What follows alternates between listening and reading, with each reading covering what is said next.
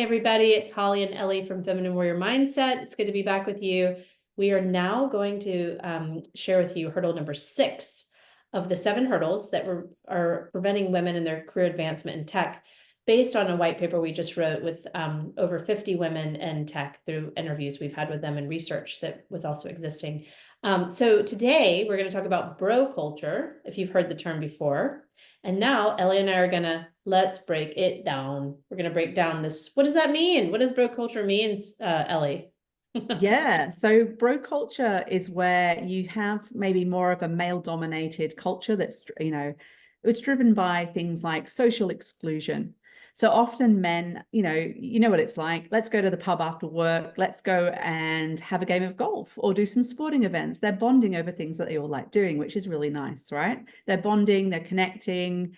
And then a lot of these key networking opportunities are things that women don't always want to do. They might be frequently left out, but it's not intentional. But sometimes it could be because they've got children or caring responsibilities. Other times, they might not be interested in going to the pub. So the next one is leadership bias. So if you think about in a male-dominated environment, you're going to have more males leading. So often these types of cultures where you've got a much higher level of men leading, the way men have been conditioned, they do see a lot of the common metaphors that they look at things are competition, assertiveness, visibility. They start to see it through war, games, all of that type of things, traits that are traditionally viewed as masculine. Whereas female leaders often excel in things like empathy, inclusivity. So they often felt undervalued and ineffective when trying to emulate these types of traits because it wasn't natural to them either. So that's why they were being ineffective. So this is where, there's a lot of opportunity for businesses, and we can talk about this in terms of how do you start to reimagine what leadership ideals could look like for your organization. And it's not about male or female, it's about what effective traits be and how do we start to shift towards those. The third part about bro culture is emotional stifling. So this is where, some women voiced facing resistance when they expressed emotions or discussed personal matters because they would see some of the men shut down. When they wanted to talk more about work, it could have been that they had a really no sleep because the child was up all night and it was very hard for them to manage. So senior leaders would kind of go back to them, really talking about the data aspects. Let's talk about work. Let's talk about all of these things of how we could innovate in tech rather than looking at them as authentic beings, as well as the vulnerability. So they were seeing those more as weaknesses.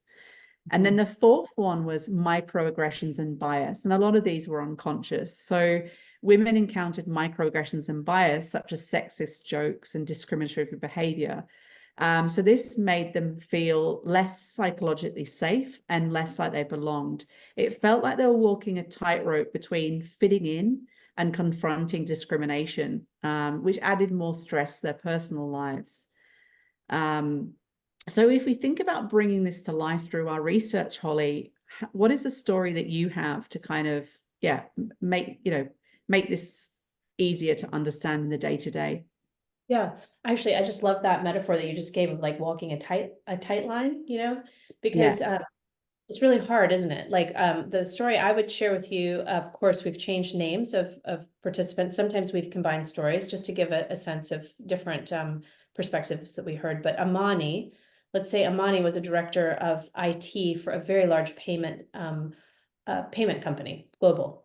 And Amani was single, and she was also did not have children.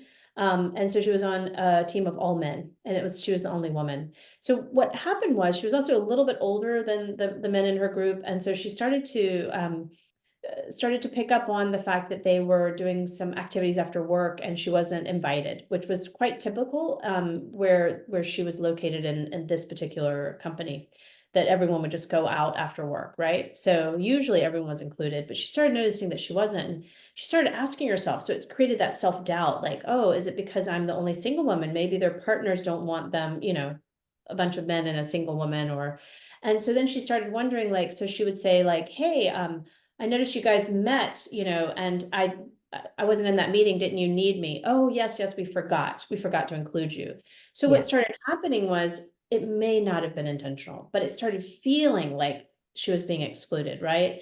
And then whenever she would bring up something that was, again, like part of her role was to point out when there was a better way to do something, or that because of their less experience, that she had experienced something different, they would really take offense.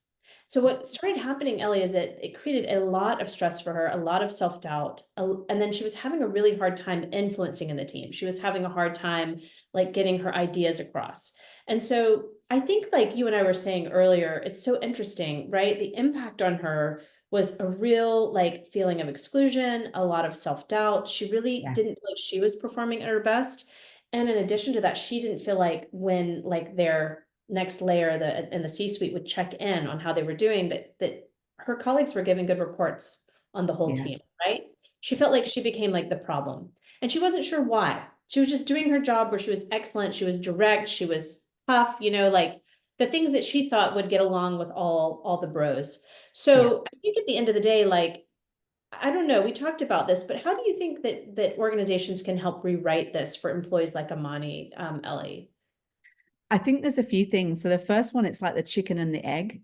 It's how do you get more women into leadership so that you can address the issue of bro culture and you have more of a balanced culture and it's more of an equitable environment. And then I think the second one, and that's both females and the organization, and it's everybody, right? It's everybody together working on that about female representation. It's not just HR, it's not just the women themselves, and it's everybody working together and to see what that means. Female representation will bring more inclusive cultures. So I think that's the key thing, is what is it actually delivering and how can everybody feel safe in being able to be effective.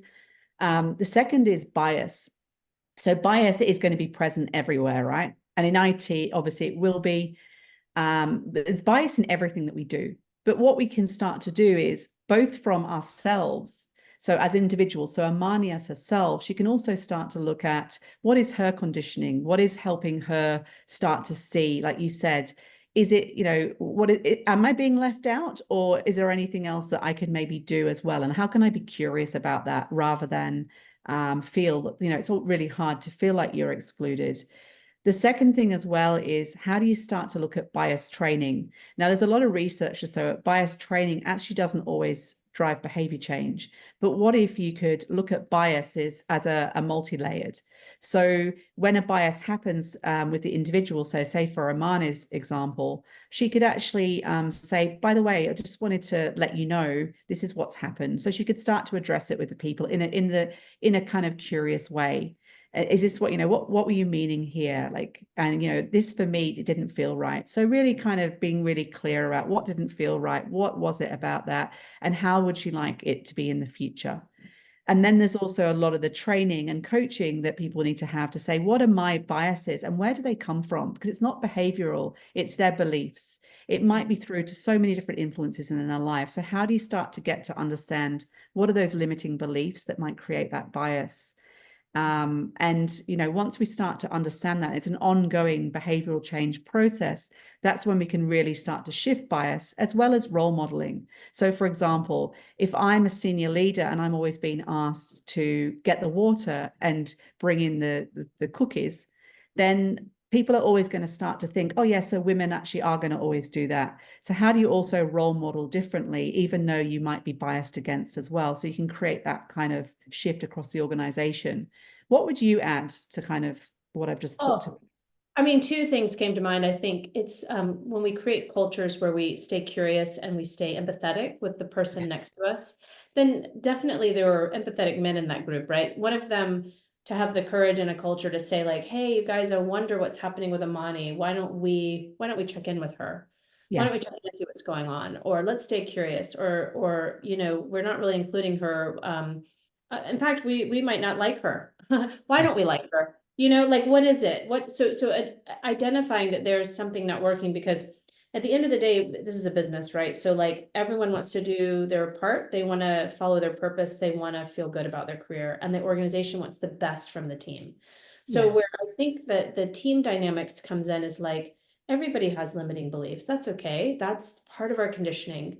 What we want to do is when things aren't working, we look at them and say, hey, where can we sort of identify this for the greater good of the team, right?